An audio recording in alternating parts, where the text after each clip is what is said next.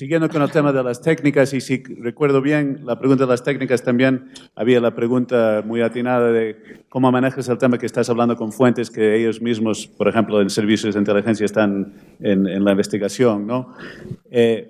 Yo creo que lo primero que hago es pensar, afortunadamente ya tengo muchas fuentes y muchos conocimientos enfrentando un tema, ¿quién conozco que sabe de ese tema?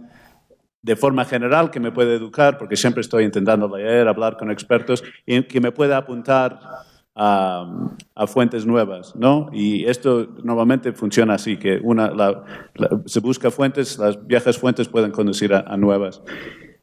Sobre el tema de gente involucrada, claro, o sea, y es una técnica, y esto va un poco a la pregunta de Santoro también, cubrir el terrorismo.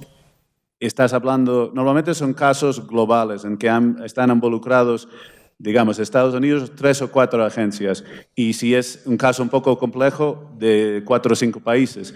Lo más importante es la diversidad de las fuentes, porque obviamente hay gente que te hablará con su visión. En este caso, había, por ejemplo, una pelea entre el FBI y la DEA muy fuerte. Entonces yo sabía que lo que me decía el FBI de la DEA y de la DEA del FBI, había que tomarlo con un poco de contexto, ¿no? Pero a mí me ha ayudado mucho, por ejemplo, cuando estaba cubriendo el terrorismo en Europa, tener fuentes americanas, fuentes españolas, italianas, francesas, israelíes, de los países árabes, porque creo que las más perspectivas que tienes, lo menos que alguien te puede manipular o dar mala información, porque o si están en conflicto o solo porque tienen diferentes perspectivas, puedes un poco ir triangulando la verdad, ¿no? Después con otras cosas como pueden ser documentos y cosas más objetivas y hablar con gente que no son de los servicios de testigos, personas directamente involucradas, vas llegando a la verdad, pero siempre es un riesgo. Y para responder a la pregunta precisamente de Mumbai, esto fue lo que hice, porque no era solo la investigación. Los indios tenían un trozo importante en la investigación, pero los americanos tenían la figura central, que era este ex-informante que había hecho todo el trabajo de reconocimiento y además era la persona que más datos había dado en la historia reciente del terrorismo sobre cómo funciona el Lashkar-e-Taiba. También había trabajado con Al-Qaeda y era el primero que había reconocido ser un espía del ISI, entrenado, pagado, dirigido por el ISI. Entonces, los americanos tenían un trozo, los indios tenían otro. Había mucha gente en Europa muy metida. Algunas de las mejores fuentes fueron europeas, porque había víctimas de Mumbai de Europa, o porque conocían el grupo, o por viejos casos.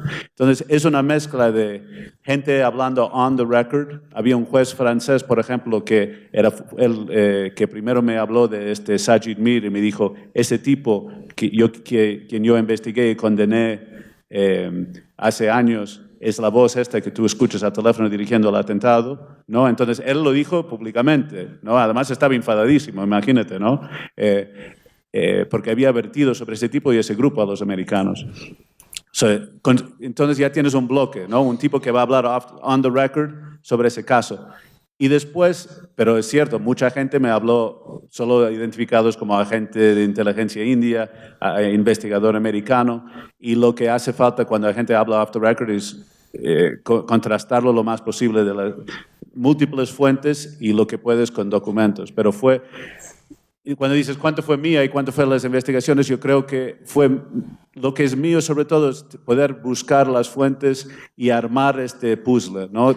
Y, por ejemplo, los indios resultaron tener mucha razón. Ellos me dijeron desde el principio, esto es un atentado paraestatal, ¿no? Hecho por la inteligencia pakistaní, y ya vas a ver, ¿no? Y este tipo, además, este americano, es un tipo muy sospechoso de doble agente. Y casi todo lo que dijeron fue cierto, pero dado que son los servicios de inteligencia o los servicios indios hablando de Pakistán, que es su enemigo mortal, todo lo que dicen tienes que ir a confirmarlo, aunque te suena muy de verdad, por el contexto, ¿no? De este conflicto y la posibilidad que puede haber una exageración o una manipulación.